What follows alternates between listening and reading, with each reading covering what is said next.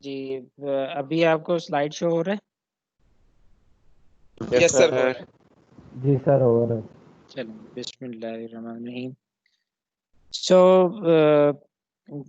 let's continue with the last lecture. Last time हमने algebraic equation से start किया था और कुछ बेसिक टेक्निक्स जो हैं mostly they're techniques of the elementary level वो हमने डिस्कस की थी कि अगर system of linear algebraic equations हो तो उसको सॉल्व कैसे करना है। एट द एंड आपको ये एक असाइनमेंट दी थी, that is problem of heat conduction through cylindrical rod. इस हीट इक्वेशन को एक लीनियर सेट ऑफ इक्वेशंस में कन्वर्ट किया था and the task was to solve this system of linear equations. तो आप में से कितने लोगों ने इसको ट्राई किया जाके?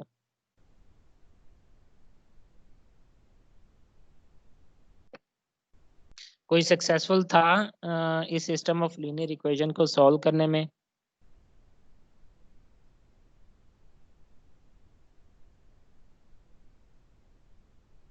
No response.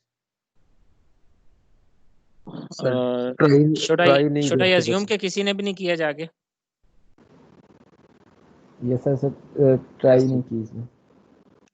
चलो इस पे जाके ट्राई करें, क्योंकि जिस तरह से हम आगे चलते गए ये अलजेब्रिक इक्वेशंस हैं, फिर उसके बाद स्पेशली जब डिफरेंशियल इक्वेशंस पे चले गए तो अगेन डिफरेंशियल इक्वेशंस को सॉल्व करने के लिए जो बेसिक्स होंगी अगर हम उनको रिड्यूस कर देते हैं अलजेब्रिक इक्वेशंस में, then we will have the same techniques to solve the algebraic equations.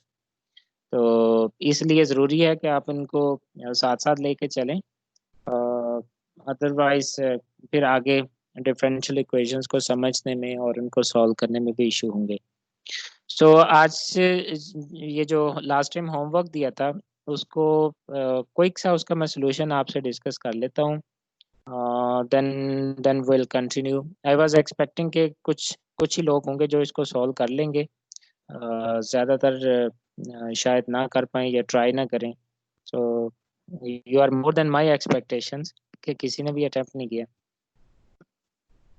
So anyway actual problem ये था कि एक सिलेंड्रिकल रॉड है, उसके जो बोथ एंड्स हैं वो डिफरेंट टेम्परेचर पे एक्सपोज्ड हैं।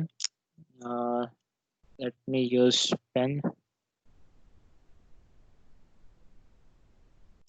सो ये एक सिलेंड्रिकल रॉड है यहाँ पे, इसके जो बोथ एंड्स हैं they are expose to different temperatures, constant temperatures.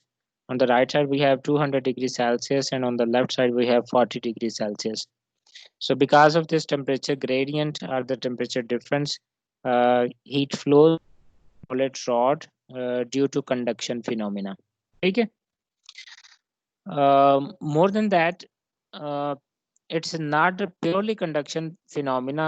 ये जो इसकी रॉड की जो वॉल्स हैं, अपर वाल और जो लोअर वाल है, they are open to ambient conditions. और एम्बिएंट कंडीशंस में अगर एयर फ्लो कर रही है तो because of the air flow कुछ जो हीट है वो ड्यू टू कन्वेक्शन फिनोमिना भी रॉड से जो ना वो लीव करेगी। So we have combined conduction and convection process for the heat loss between two temperature levels. Point ये था कि इस रॉड के इन बिटवीन टेम्परेचर की कैलकुलेशन करनी है and at the end we were required to plot the temperature levels or the temperature profile as a function of the length of the rod. So ये प्रॉब्लम था और उसके लिए जो information given थी वो दोनों एंड्स के जो टेम्परेचर्स हैं दैट मीन्स के जो बाउंड्री कंडीशंस हैं वो अवेलेबल थी, प्लस जो की इंफॉर्मेशन थी वो ये थी कि इस हीट इक्वेशन को रिड्यूस कर दिया गया था प्रॉब्लम के स्टेटमेंट के अंदर ही, उसको rather than second order degree differential equation उसको अलजेब्रिक इक्वेशन के एक सेट में, लीनियर अलजेब्रिक इक्वेशन के सेट में कन्वर्ट करके दे दिया गया था।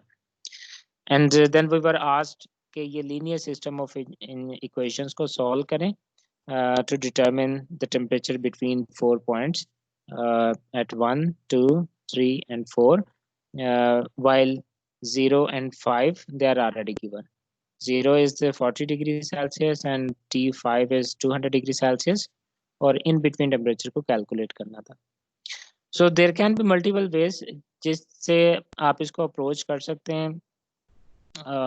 क्योंकि number of equations more than 2 है तो ग्राफिकल रिप्रेजेंटेशन इसकी स्लाइटली डिफिकल्ट होगी.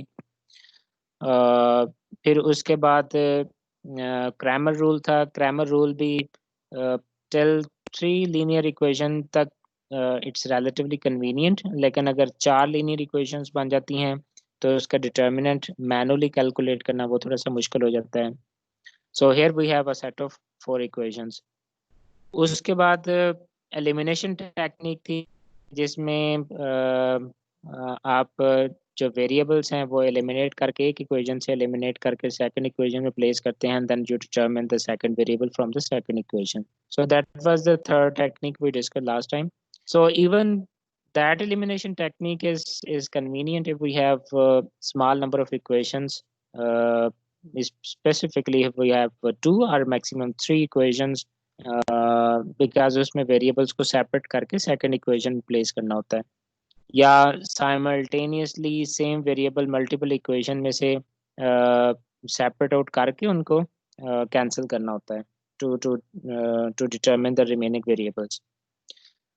एक फोर्थ जो टेक्निक हमने डिस्कस की थी वो गॉस एलिमिनेशन थी, और उस Gauss elimination this is extension to elimination technique, लेकिन उसमें एक सिस्टमैटिकली जो number of variables in the same equation है उनको रिड्यूस करते हैं till we have one equation with only one variable left with that, और वो वेरिएबल की वैल्यूज एक इक्वेशन में से डिटरमिन करके फिर उसको बैक सब्स्टिट्यूट करते हैं. So that technique is a very helpful technique, a very systematic technique. उससे आप more number of equations को भी solve कर सकते हैं, दो कि उसकी अपनी limitations हैं, but it's a systematic way to solve set of linear equations. तो उसके basically 2 steps थे. एक step था उसका जिसमें forward elimination करते हैं, variables को reduce करते हैं till the point we have only one variable left in the last equation. और second step में back substitution करते हैं कि वो जो last equation से एक variable को calculate किया, then placing it back in the previous equation to have 2 variables, then in the previous equation to 3, and similarly to the very first equation. So इस तरह से forward elimination and back substitution करके calculation करते थे और variables को resolve करते थे. So you can use that technique very very comfortably to solve the system of equations. Alternately आप इसको MATLAB में solve कर सकते हैं. MATLAB में solve very conveniently. MATLAB algorithm is very powerful algorithm to solve the matrix or the system of equations if you write it in matrix formulation. उसको solve करने के लिए you need to represent matrix in the you need to represent equations in the matrix formulation of the equations, कि जिसमें आप ये जो set of equation है उसको A matrix representing all the coefficients of the variables multiply by X matrix, and X matrix is in fact vector matrix with only one column जो कि variables को represent करता है, and that is equal to B matrix, and B matrix is actually the vector matrix of the constants of all the equations. So इस तरह से represent कर लेते हैं. Then MATLAB has built-in function जिसमें अगर variables की values calculate करनी है from the matrix operation, you simply use back operator or backlash operator and invert the matrix A over there. So it will be B backlash operator matrix A. इस तरह से ये अगर simple मान देते हैं तो MATLAB अपना एक suitable algorithm choose करके depending upon the nature of the system उसको solve कर लेगी. So that's a very convenient way to solve in the computer. I suggest rather than making manual calculations, you just need to understand how different algorithms work and then use whatever the simulation software or the language software you can conveniently use. आप उसको use करें. At the end, you have to have the feeling of the final results. Manual calculation is not really desired. What is desired कि आपको basic जो algorithms हैं या solution techniques हैं उनकी understanding हो, and at the end you should be comfortable to calculate the results. तो आप इसके लिए मैटलैब का ऑपरेशन यूज़ कर सकते हैं. मैटलैब को या अगर आप में से पाइथन यूज़ करते हैं या और लैंग्वेज यूज़ करते हैं तो आप उसकी हेल्प से आप ये इस सिस्टम को सॉल्व कर सकते हैं. So what is more important, how this solution looks like. दो कि ये जो इक्वेशन थी, जो हीट इक्वेशन है, जब हम पार्शियल डिफरेंशियल इक्वेशंस को डील करेंगे then will come back to the heat equation again, because this is a specific type of system of equations जो कि नॉर्मली हमारे इंजीनियरिंग जो प्रॉब्लम्स हैं उनमें आती हैं, कि we have partial differential equations that represents gradients and time derivatives that represents changing with respect to time. तो अगर एक ही इक्वेशन में इस तरह के टाइम वेरिएशंस और स्पेशल वेरिएशंस भी आ जाएं plus there is a source term, then we simply call it a heat equation. That is in fact equation derived for the conduction phenomena. So इस हीट इक्वेशन का analytically भी solve किया जा सकता है because it's only one dimension and steady state problem. तो इसको analytically solve करके प्रॉब्लम में इसको प्लॉट भी किया गया है. So in the right side we have a plot between temperature and the x direction, that is the length of the rod. उसमें जीरो लेंथ पे कंडीशन गिवन थी 40 डिग्री सेल्सियस, मैक्सिमम लेंथ पे 200 degree Celsius temperature already ये given थे. So we were required to determine the temperature at in between points. ये जो 4 points हैं इस पे टेम्परेचर डिटरमिन करने थे. So the results came out to be like this. जो एनालिटिकल सॉल्यूशन था that is the solid line, और जो न्यूमेरिकल पॉइंट्स कैलकुलेट किए हुए हैं this numerical points indicate these 4 points and they very much overlap each other. That's health of the solution that we applied. But more important is to understand what does it mean by this relationship. Though this is a subject of more kind of heat transfer, लेकिन आपको इन results की या इसकी feeling ज़रूर होनी चाहिए कि जो फाइनल रिजल्ट्स आपने ऑब्टेन किए हैं by applying some suitable solution technique, whether those results make sense or not, because maybe you always don't have analytical solution. अगर simple equations हैं, relatively few number of variables हैं, तो उसका analytically solve करके एक equation develop करना तो हो सकता है आसान हो, but if it's a system of equations और non-linearity उसमें high है तो उसको solve करना इतना आसान नहीं होगा. Then you will be only left with the numerical solution. Or numerical solution if the technique is not that fine, तो numerical solution में जो error chances हैं it can go at extreme level if you don't consider the physical nature of the problem as well. So this is a non-linear equation, or rather non-linear solution that we were rightly expecting from the equation itself. क्योंकि जो heat equation है, यहाँ पे मैंने again heat equation को लिखा है. ये जनरल हीट इक्वेशन है जिसमें 3 टेम्परेचर ग्रेडियंट्स हैं. आप में से कितने जिन्होंने हीट इक्वेशन को पहले देखा नहीं है या पढ़ा नहीं है? हैं कुछ लोग या सारे फेमिलियर हैं हीट इक्वेशन से? यस सर, हमने नहीं पढ़ा भाई. इलेक्ट्रिकल वालों को कम पता होता है इन चीजों का. अच्छा, जो मैकेनिकल इंजीनियरिंग के लोग हैं श्योरली उन्होंने हीट इक्वेशन को पहले पढ़ा होगा because it's a subject of undergraduate. जी बिल्कुल. अगर इलेक्ट्रिकल बैकग्राउंड से, आई एम नॉट श्योर कि इलेक्ट्रिकल बैकग्राउंड में हीट इक्वेशन किसी कोर्स में पढ़ते हैं कि नहीं पढ़ते, बट जब आप सिंक यूज़ करते हैं इलेक्ट्रॉनिक्स में, अगर कोई वो सब्जेक्ट पढ़ता है तो श्योरली उसमें कितनी हीट रिलीज करती हैं और जो सिंक होता है किस तरह का डिज़ाइन करना होगा. आई होप कि उसमें ये चीज़ें होंगी. या Excuse फिर me, जो प्रोसेसेस वगैरह। जी एक्सक्यूज जी मी सर, सर ये जो जी। नेगेटिव साइन था ये इस चीज को रिप्रेजेंट कर रहा है कि heat is out from the system. Negative sign कौन से वाला? सर पीछे वाली स्लाइड में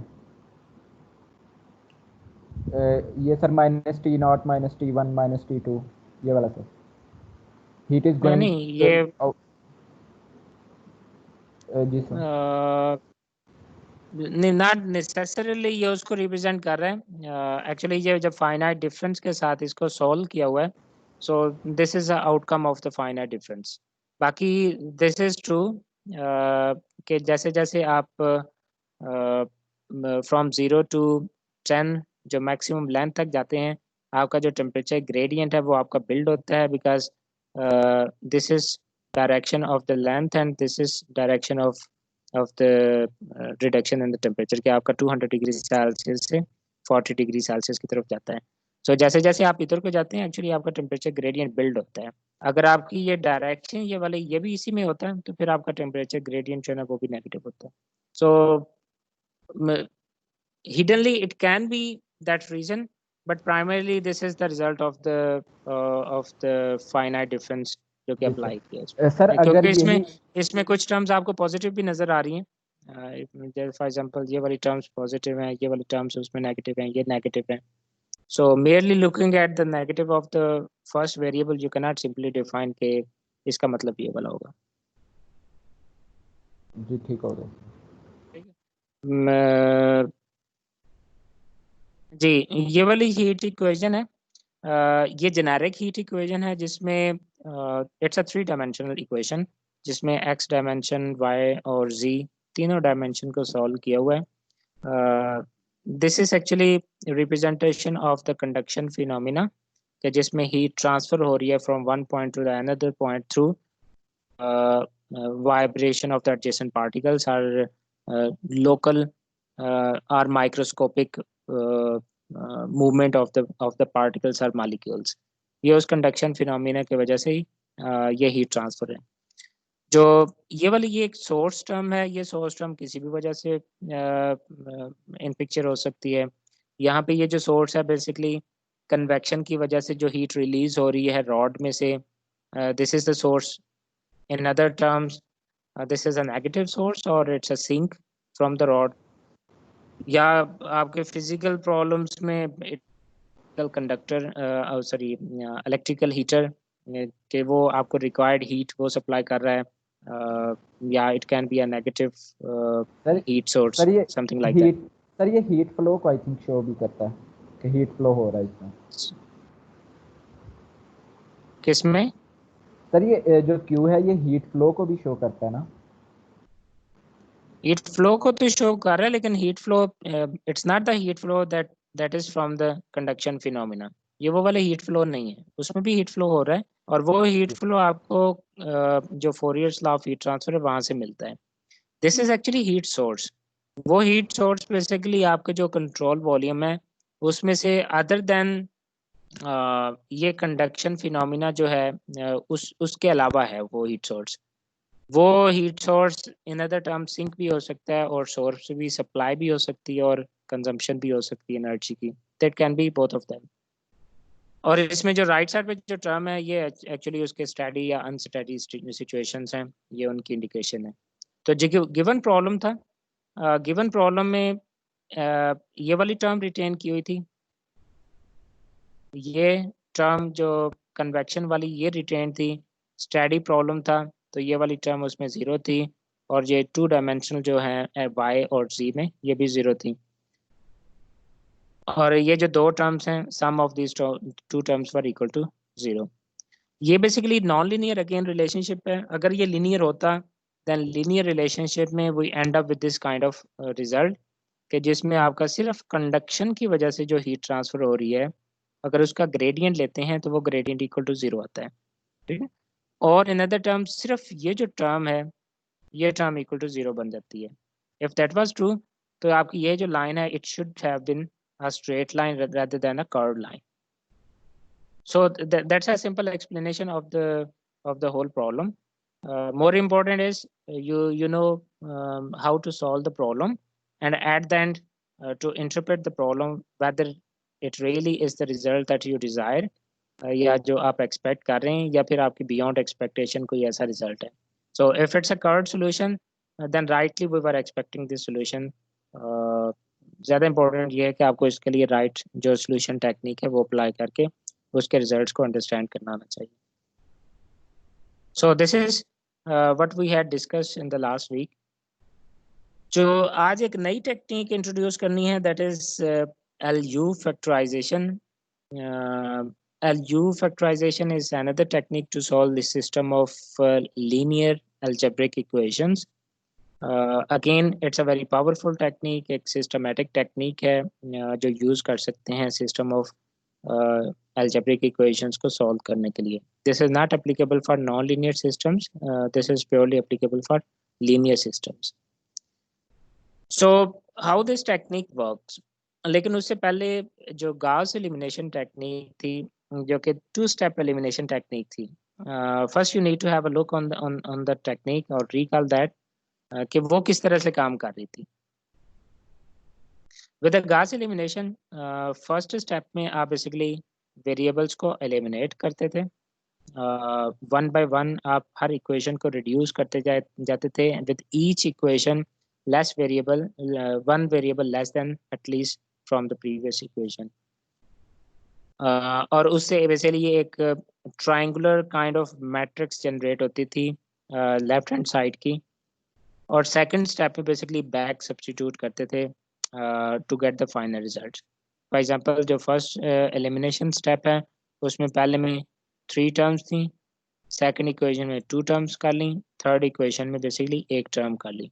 सो इट्स वेरी कन्वीनियंट कि आप x3 को सॉल्व कर लें with simple mathematics.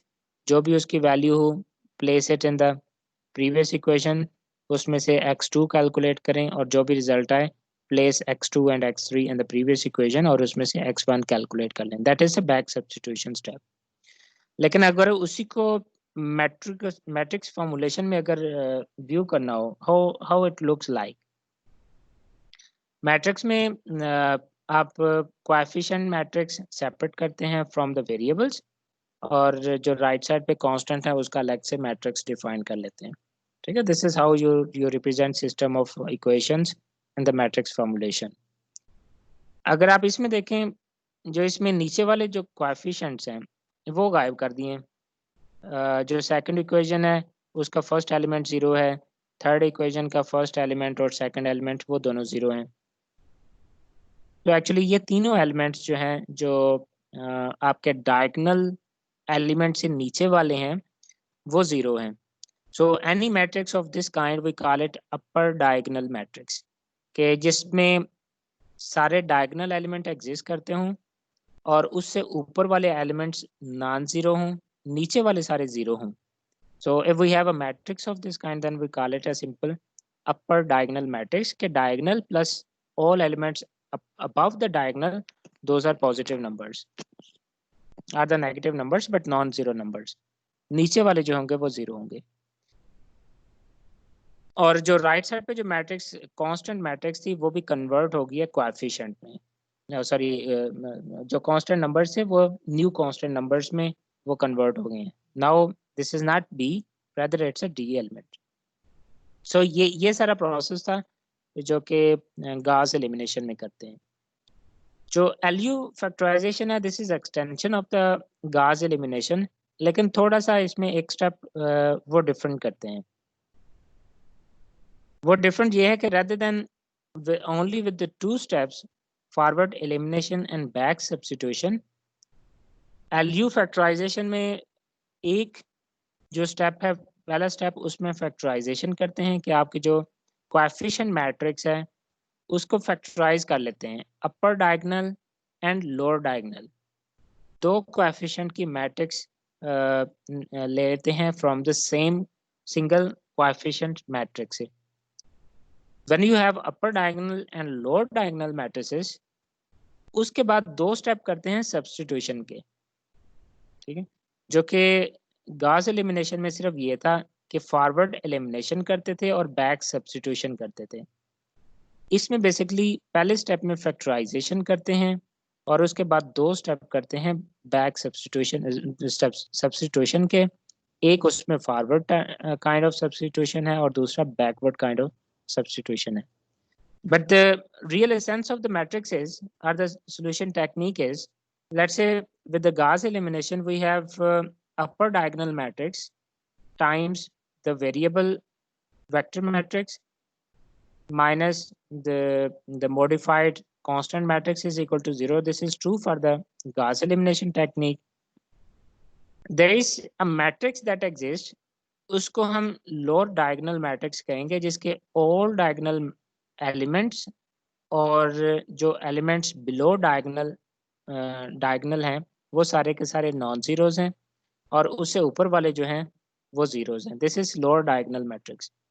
There exist a lower diagonal matrix such that कि अगर हम इस डायगोनल मैट्रिक्स को, लोअर डायगोनल मैट्रिक्स को इसके साथ मल्टीप्लाई कर दें, ये जो गाउस एलिमिनेशन टेक्निक है, अगर उसके साथ मल्टीप्लाई कर दें, we get back to the original system. ax minus b equals 0. We get back to the original system. Then it looks like कि जो जो मैट्रिक्स है, जो लोअर डायगोनल है और जो अपर डायगोनल मैट्रिक्स है, somehow they are very closely related to each other.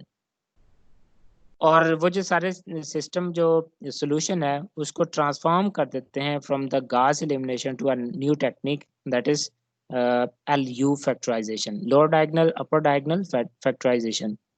So this is the overall concept of the matrix.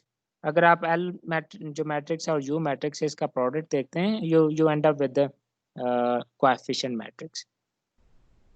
If this is true, that means कि जो लोअर डायगोनल मैट्रिक्स है, अगर आप उसको मॉडिफाइड जो मैट्रिक्स है जो कि कांस्टेंट मैट्रिक्स थी आफ्टर Gauss elimination, अगर उसके साथ मल्टीप्लाई करते हैं, you get back to the original constant matrix. So this is the outcome of the multiplication of lower diagonal matrix with the Gauss elimination or the Gauss solution technique. This is not enough. इस system को solve कैसे करते हैं? This is the overall concept of LU factorization. लेकिन इस system को solve करने के लिए यू हैव टू अंडरस्टैंड कि जो Gauss elimination और LU फैक्टराइजेशन की जो एप्लीकेशन होगी उसमें डिफरेंस कहाँ पे आएगा? वो डिफरेंस ये है कि जो Gauss elimination है उसमें अपर डायगोनल मैट्रिक्स सबसे पहले वो डिटरमिन होता था और उसके साथ ही जो राइट साइड पे है वो D मैट्रिक्स वो डिटरमिन कर लेते थे, ठीक है। और D मैट्रिक्स डिटरमिन होना और अपर डायगोनल मैट्रिक्स ये अगर डिटरमिन हो जाती थी, then it was only matter of back substitution, और बैक सब्स्टिट्यूशन के साथ आप जो वेरिएबल्स हैं उनकी वैल्यूज डिटरमिन कर लेते थे। This was the case with the Gauss elimination technique. लेकिन जो LU फैक्टराइजेशन है, this is not the way we work with LU factorization technique. LU factorization में ये करते हैं कि सबसे पहला जो काम होता है वो कोएफिशिएंट मैट्रिक्स को लोअर डायगोनल और अपर डायगोनल में कन्वर्ट करते हैं, ठीक है। आप लोअर डायगोनल और अपर डायगोनल में कन्वर्ट करने के लिए आप Gauss एलिमिनेशन टेक्निक भी यूज कर सकते हैं, क्योंकि उसे अपर डायगोनल मिल जाती है और अपर डायगोनल के साथ ही आप उसके लोअर डायगोनल वो भी डिटरमिन कर सकते हैं। लोअर डायगोनल डिटरमिन करने के लिए you only need to play with the coefficients, that's it. आप उसे लोअर डायगोनल मैट्रिक्स को डिटरमिन कर सकते हैं। So the first step is to factorize coefficient matrix into upper diagonal and lower diagonal matrix.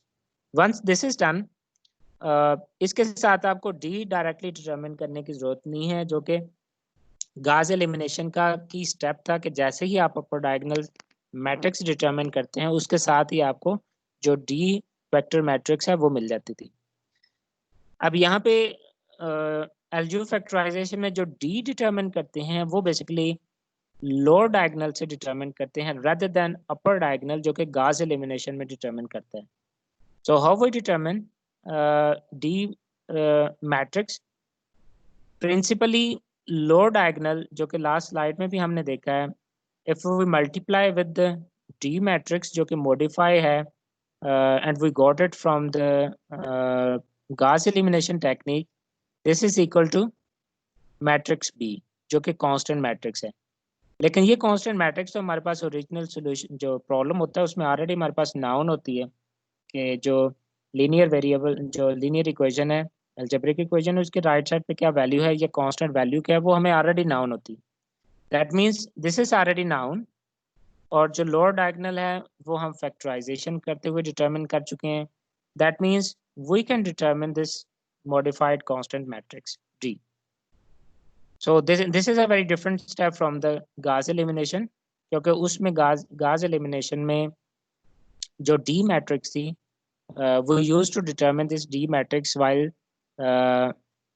forward substitution are in parallel to the calculation of upper diagonal matrix. यहाँ पे हम उसको lower diagonal matrix से determine करते हैं. So once this is done, D is noun, तो उसके बाद जो काम रह जाता है वो U मैट्रिक्स जो अपर डायगोनल है उसको यूज करते हैं और वो अपर डायगोनल मैट्रिक्स को along with the D matrix we determine the variable matrix. This is exactly the same step that we have to have back substitution in the Gauss elimination. So I hope कि जो दोनों में difference है वो अब difference clear हो गया होगा.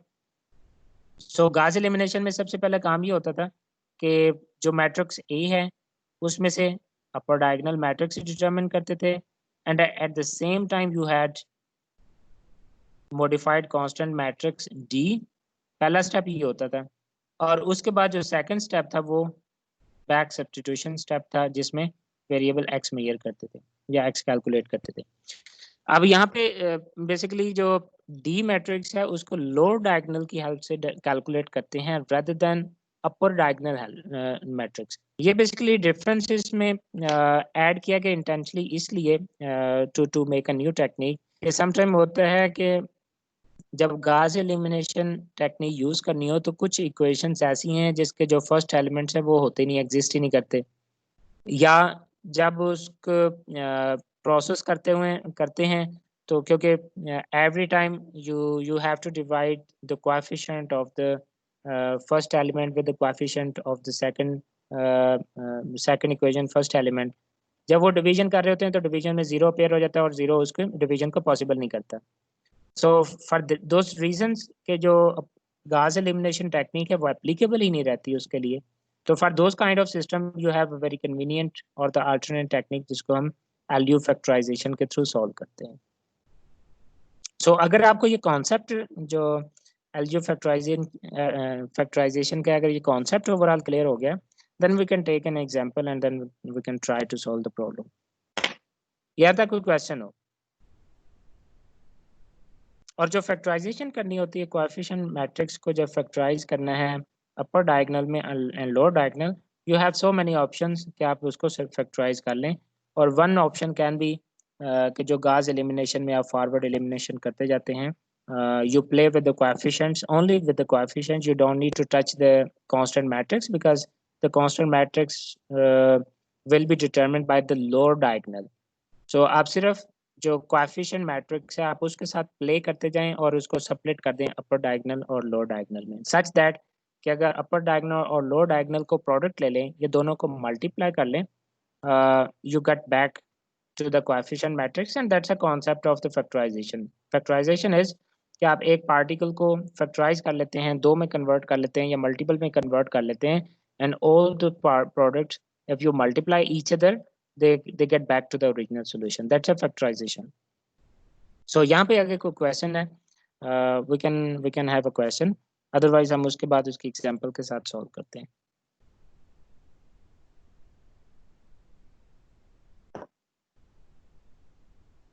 No?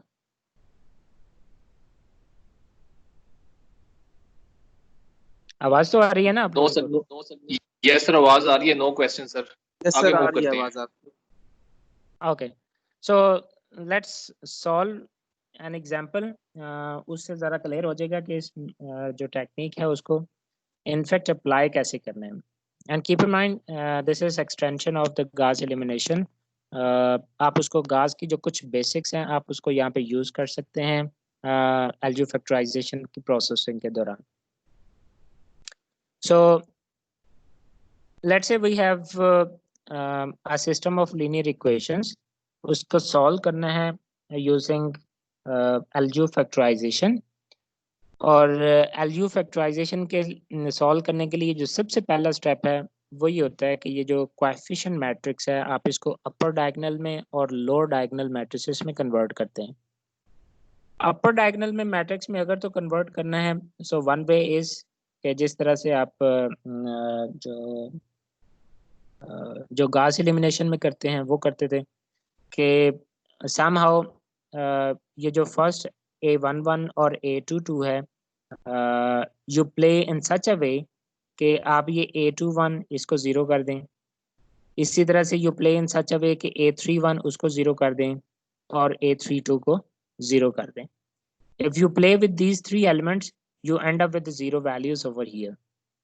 So ये काम हम ऑलरेडी कर चुके हैं कि गाउस एलिमिनेशन स्टेप में ये जो 3 है या इसके साथ प्ले कर लें टू मेक इट 0.1 या 0.1 के साथ इस तरह से प्ले करें to make it 3. So you can work in any way. So जब ये दोनों कोएफिशिएंट्स सेम हो जाएंगे, if you subtract equation 2 from the first one, तो आपके 2 में ये जो फर्स्ट कोएफिशिएंट फर्स्ट वेरिएबल वाला एलिमेंट है ये आपका इग्नोर हो जाएगा, ये खत्म हो जाएगा, इनफैक्ट ये इसकी वैल्यू 0 हो जाएगी। इसी तरह से आप थर्ड इक्वेशन का फर्स्ट एलिमेंट है वो यहाँ से खत्म कर लेते हैं एंड सेम वे ये वाला एलिमेंट खत्म कर लेते हैं। So you work with these 3 elements only to determine the upper diagonal matrix. बाकी जो है उसके साथ कोएफिशिएंट्स हैं, जो फर्स्ट जो रो है उसके कोएफिशिएंट्स बिल्कुल इफेक्ट नहीं होंगे अपर डायगोनल मैट्रिक्स डिटरमिन करते हुए। इवन कि यहाँ पे देख ले, first element is still 3, second element second coefficient is still 0.1 -0.1, जो थर्ड एलिमेंट है इट इज स्टिल -0.2, क्योंकि इस इक्वेशन को इनफैक्ट इसको सिर्फ यूज किया है बाकी इक्वेशंस को रिड्यूस करने के लिए, इनफैक्ट इस इक्वेशन की जो हेल्थ है उसको इफेक्ट नहीं किया। और राइट साइड पे स्टिल इट्स 7.85, लेकिन जो जो नीचे वाली इक्वेशंस हैं वो रिड्यूस हो गई हैं from 3 elements to 2 elements, from 2 elements to 1 elements. So one way is you can do the same, आप इसको रिड्यूस कर लें अपर डायगोनल मैट्रिक्स में। और अपर डायगोनल मैट्रिक्स में यहाँ पे भी देख लें, you have the same A11 A12 A13, लेकिन जो एलिमेंट चेंज हुए हैं A22 ये एलिमेंट चेंज हुआ है, A23 ये चेंज हुआ है, A33 ये चेंज हुआ है, और वो चेंज हुआ है as a result of processing with the second and the third equation. So once you have upper diagonal matrix you can simply calculate the lower diagonal matrix. lower diagonal matrix के ये जो upper 3 elements हैं वो by default ही 0 हो जाएंगे because that's a definition of the lower diagonal matrix.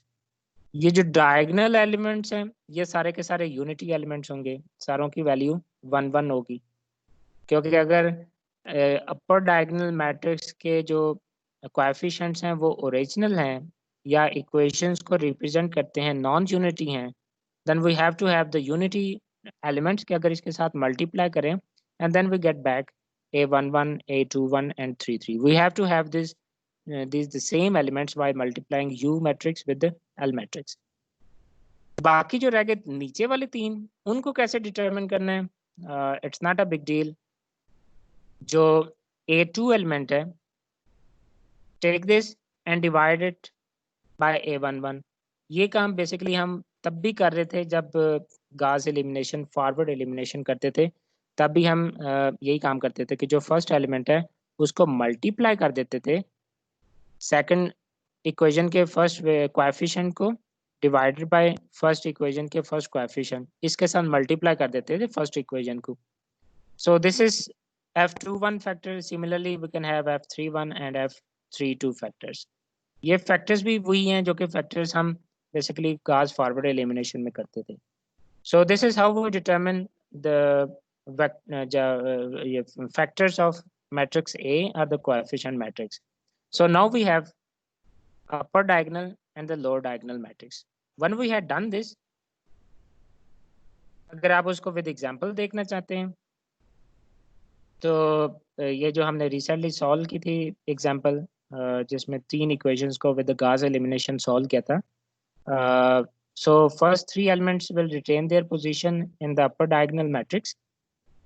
उसके बाद जो दूसरी इक्वेशन का सेकंड एलिमेंट है और तीसरी इक्वेशन का थर्ड एलिमेंट है, they will be affected इसके अलावा जो ये जो डायगोनल जो बिलो डायगोनल एलिमेंट्स हैं, अपर डायगोनल में ये सारे जीरो हो जाएंगे। ठीक है, इसी तरह से जब लोअर डायगोनल मैट्रिक्स डिटरमिन करनी है तो ये सारे diagonal elements they will make it unity, और उसके बाद जो अपर एलिमेंट्स हैं वो सारे के सारे माइनस हो जाएंगे। अब ये जब माइनस होंगे, सॉरी ये जब जीरो हो जाएंगे, तो फिर प्ले करना होगा इसके साथ जो लो डायगोनल के एलिमेंट्स थे वो बेसिकली इस तरह से प्ले करेंगे कि आपका ये जो एलिमेंट .1 है, ये .1 सम हाउ कन्वर्ट हो जाए। हाउ कि आप इसको जो जो एलिमेंट है .1 तो इसको डिवाइड कर देते हैं ये एलिमेंट A11 के साथ। ठीक है, इस तरह से। और ये काम अगर आप याद करें कि जब गाज एलिमिनेशन सॉल्व कर रहे थे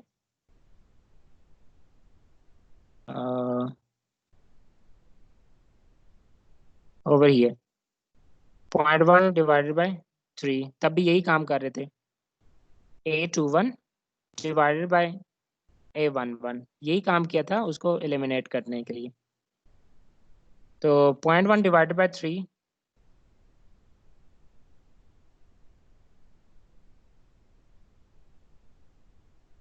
यू हैव इट्स आंसर। ठीक है, लोअर डायगोनल डिटरमिन करते हुए इसी तरह से रिजल्टेंट के तौर पे आपका ये आंसर आएगा और इसी तरह से ये आंसर आएगा। ये .1 आंसर इस तरह से आएगा because you divided .3 with 3, so you ended up with 0.1. ठीक है, these are first coefficients and they are straightforward to calculate.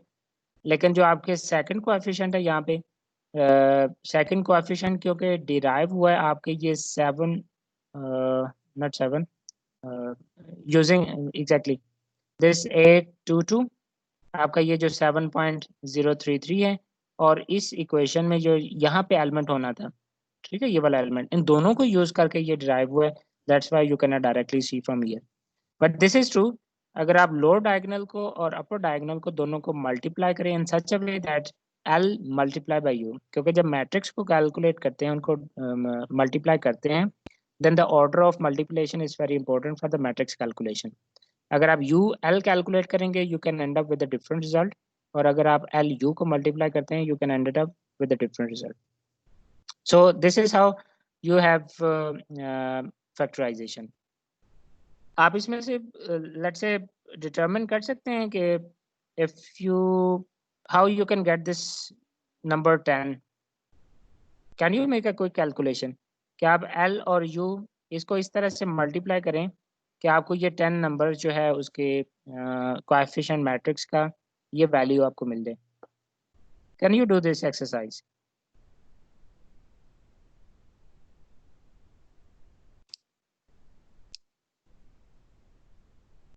Ji, anyone from the class?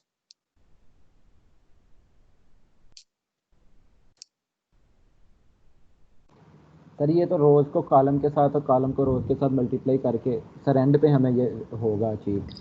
Ji exactly. अगर आप ये जो लास्ट एलिमेंट आपने कैलकुलेट करना है, then you need to multiply this row to third with this column. Column. ठीक है, अगर आपको इस तरह से मल्टीप्लाई करते हैं .1 multiply bye -0.2 plus -0.027 multiply by -0.29 plus 1 multiply bye 10, अगर आप ये मल्टीप्लिकेशन करते हैं और ये दोनों का जो प्रोडक्ट होगा you will have this value 10।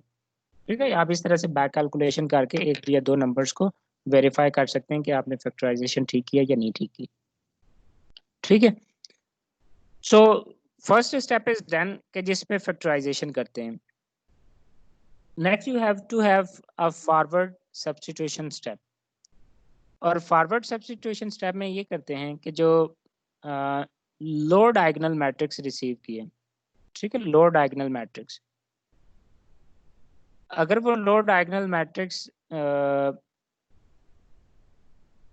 Not forward substitution, ये जो फॉरवर्ड सब्स्टिट्यूशन है, जो लोअर डायगोनल मैट्रिक्स है उस लोअर डायगोनल मैट्रिक्स को अगर मॉडिफाइड जो मैट्रिक्स डी है उसके साथ मल्टीप्लाई करेंगे then we can determine B matrix, but this is the case in inverse कि बी मैट्रिक्स हमारे पास ऑलरेडी है, लोअर डायगोनल हमने डिटरमिन कर लिया है, that means we can determine the modified constant matrix D, we can determine from here. ठीक है, अब इसको डिटरमिन करने के लिए again it's not that difficult कि आप ये जो हैं इनको इक्वेशन की फॉर्म में लिख लें। जो फर्स्ट इक्वेशन है उसमें सिर्फ एक वेरिएबल है, ये वाला, बाकी सारे ज़ीरो हैं। जो सेकंड इक्वेशन बनेगी उसमें दो वेरिएबल हैं, 0.033 times d1 and 1 times d2। ठीक है, and that is equal to, for second equation it is equal to -19.3।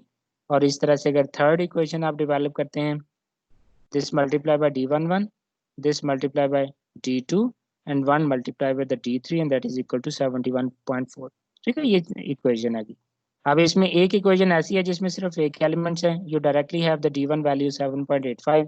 ये d1 वैल्यू आप प्लेस करें सेकंड इक्वेशन में, यू हैव द d2, और ये दोनों प्लेस करें थर्ड में, यू हैव d3। इस तरह से आपको तीनों d की वैल्यूज या d कोएफिशिएंट की वैल्यूज वो आपको मिल जाएंगी।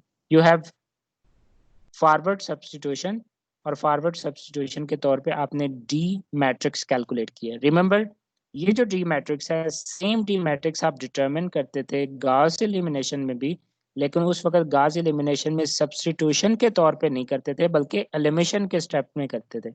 वहाँ पे जब एलिमिनेशन कर रहे होते थे वेरिएबल्स की, तो फर्स्ट इक्वेशन के तीनों एलिमेंट्स थे, सेकंड इक्वेशन के दो एलिमेंट्स थे, थर्ड इक्वेशन का एक एलिमेंट था। जब आपने इनको रिवर्स कैलकुलेट किया था तो आपको जब ये वेरिएबल्स की वैल्यू मिली थी, लेकिन उसके साथ ही एलिमिनेशन करते हुए आपको ये राइट साइड वाले जो वैल्यूज हैं ये आपको चेंज हो गई थी।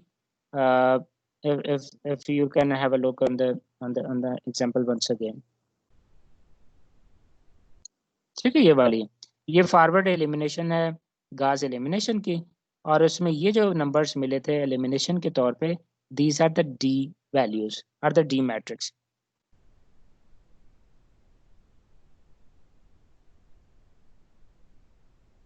Same D matrix we have over here.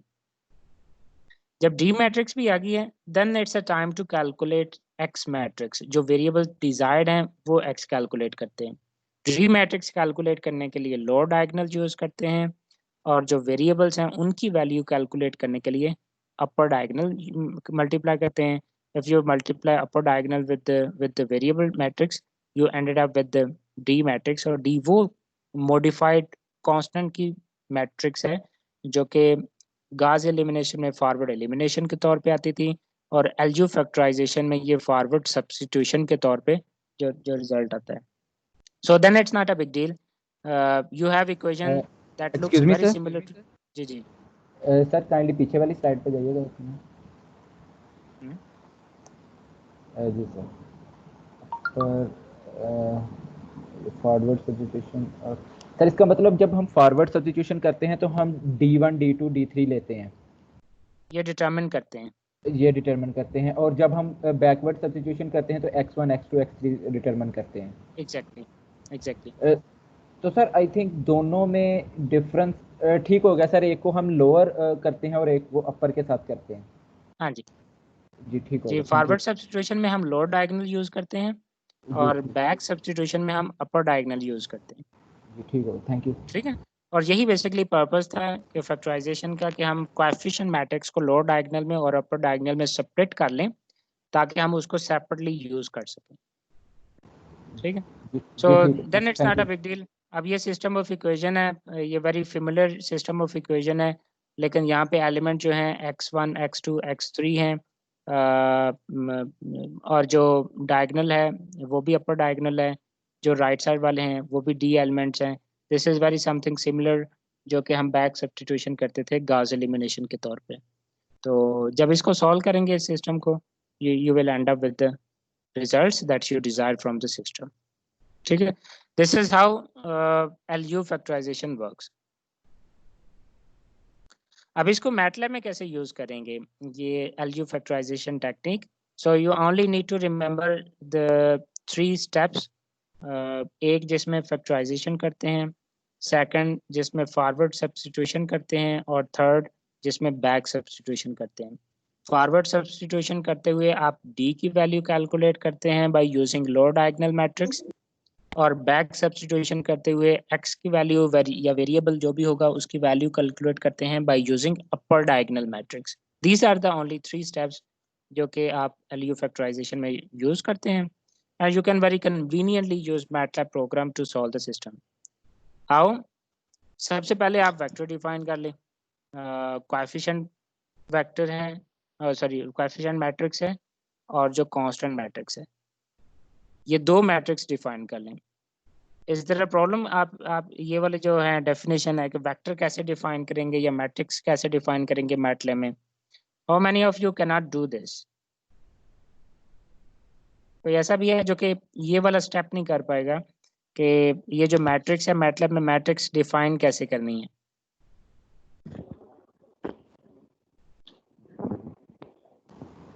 Sir actually कभी मैटलैब यूज़ नहीं की क्योंकि हम मैकेनिकल के बैकग्राउंड है हमारा, तो करेंगे इंशाल्लाह, हो तो जाएगी, लेकिन अभी तक कोई एक्सपीरियंस नहीं हुआ मैटलैब। सर हो जाएगा, यस सर हो जाएगा लेकिन इंशाल्लाह।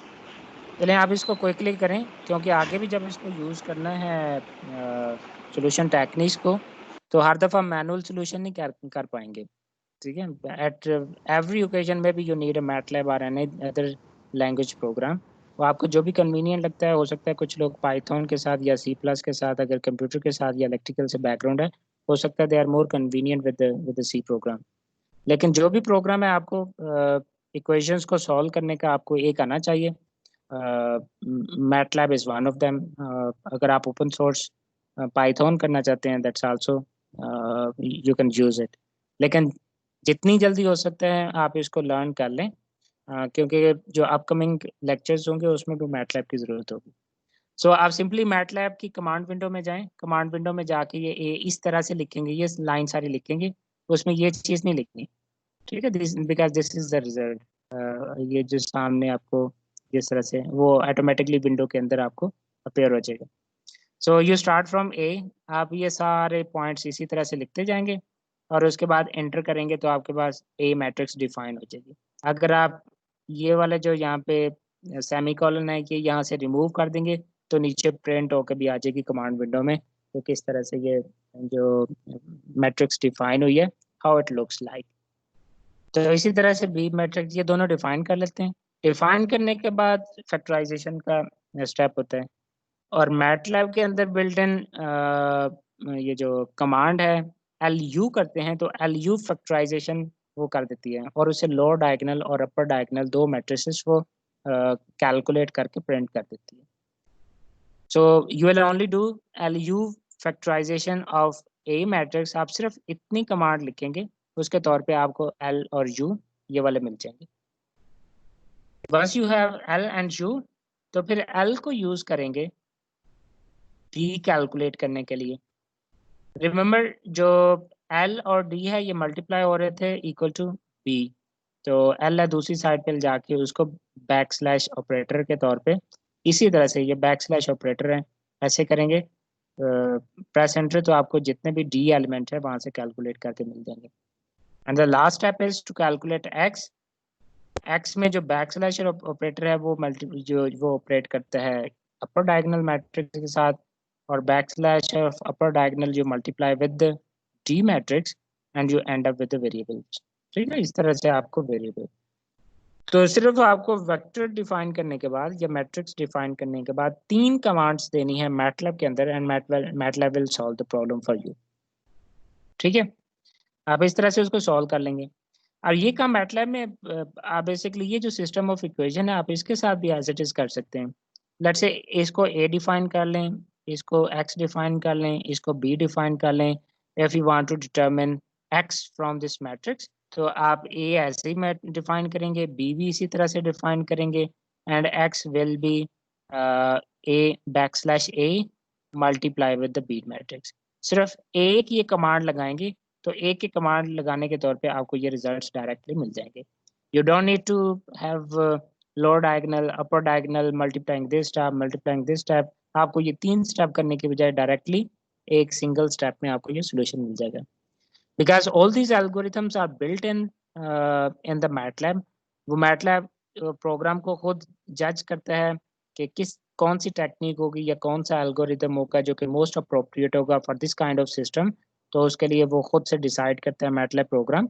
It can be algebra factorisation और the simple Gauss elimination as well. तो जो भी वो सूट करेगा वो आपको एट द एंड वो रिजल्ट दे देगा, लेकिन बैक एंड पे वो कोई ना कोई इस तरह की जो सोल्यूशन टेक्निक है वही अप्लाई कर रहा हो। So that's it for today. अगर सो फार आपका कोई क्वेश्चन हो we can have a question. अगर इस पे कोई सजेशन है, ओपिनियन है, I welcome that as well. Otherwise this is from my side. Sir kindly ये डिफाइन कर दें कि हमें जो है इसकी प्रैक्टिस कैसे करनी है। फॉर एग्जांपल अगर एलयू फैक्टराइजेशन का जो क्वेश्चन है वो फाइनल में आता है तो हम मैटलैब बेस करेंगे, हैंड रिटन करेंगे, क्योंकि अभी तो कुछ नहीं पता कि यूनिवर्सिटीज कब ओपन होंगे। तो काइंडली सर डिफाइन कर दें। पर्सनली आई रिकमेंड कि आपको ये जितने भी जो प्रॉब्लम्स हैं या टेक्निक यूज कर रहे हैं, यू नीड टू अंडरस्टैंड कि वो जो सोल्यूशन टेक्निक है how does it work, right. और उसके बाद जो मोर इम्पोर्टेंट है you need to solve it. आप उसके लिए प्रोग्राम यूज कर सकते हैं, कैलकुलेटर यूज कर सकते हैं, मैनुअली को कर सकते हैं, आप मैनुअली कर सकते हैं। दिस इज योर कंसर्न कि आप किस तरह से कन्वीनियंट है। व्हाट आई वांट कि अगर मुझे सोल्यूशन टेक्निक के बारे में आपकी अंडरस्टैंडिंग लेनी हो then I don't need to give you a problem, I can simply take feedback कि ये जो सोल्यूशन टेक्निक है how does it work, you can simply explain in words, ठीक है।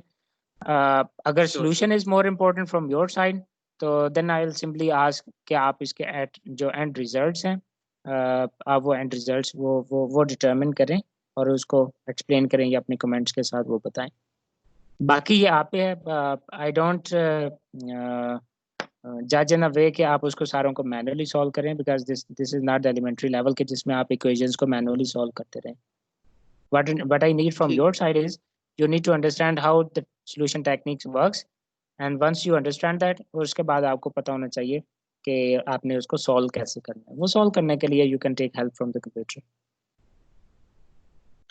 Thank you. ठीक, और कोई क्वेश्चन है? No sir. सर ये एक क्वेश्चन पूछना चाह रहा था मैं।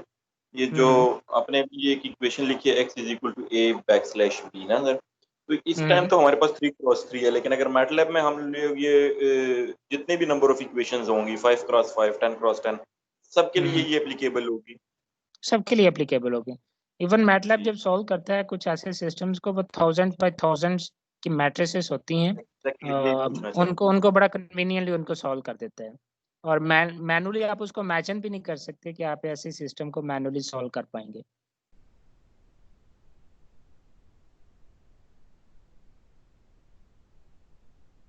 ठीक है सर, ये लेक्चर तो अपलोड कर दीजिएगा। हाँ जी, मैं आज ही कर देता हूँ। मैं अभी इसकी पीडीएफ जनरेट करके मैं अपलोड कर देता हूँ। So I wanted कि मैं एक दो और टेक्निक्स हैं, those are also very important techniques, लेकिन टाइम नहीं है। अदरवाइज आई रिकमेंड अगर आप जाके उनको देख लें कि how those techniques works and if you can use them relatively easy in an easy way। वो one is Gauss-Seidel method। ये टेक्निक भी यूज़ कर सकते हैं आप system of linear algebraic equations को इसको करने के लिए। एंड वन थिंग इज कि जब non linear system of algebraic equations होगा तो उसको आप कैसे अटेम्प्ट करेंगे, because it's not always like कि आपको हमेशा linear system of algebraic equations ही मिलेगा। You can end up with the non linear system as well. तो ये जो टेक्निक है ये टेक्निक तो उसके लिए डिज़ाइन नहीं होंगी, देन फिर आप उसको सॉल्व कैसे करेंगे। सो आप जाके इनको आपकी बुक में ऑलरेडी ये गिवन है, जाके उनको देख लें। I want to make a part of the course, लेकिन जब आप मैथमेटिकल टेक्निक्स का कोर्स कर रहे हैं then you need to have a basic know हो कि अगर आपको फिजिकल प्रॉब्लम्स में या इंजीनियरिंग में कहीं पे भी ऐसे प्रॉब्लम्स आ जाते हैं जिसमें system of non linear equations आ जाता है then how you will solve the problem. So I want make a part of the course, क्योंकि इसके लिए हमारे पास टाइम नहीं होगा ये करने के लिए। Next time I want to introduce you with the finite difference scheme, क्योंकि जब उसके बाद हमने डिफरेंशियल इक्वेशंस पे जाना है then before solving differential equations you need to know कि कौन कौन सी ऐसे वेज हो सकते हैं जिससे आप उसको सॉल्व कर सकते हैं। ठीक है। Okay, sir. So then have a good time.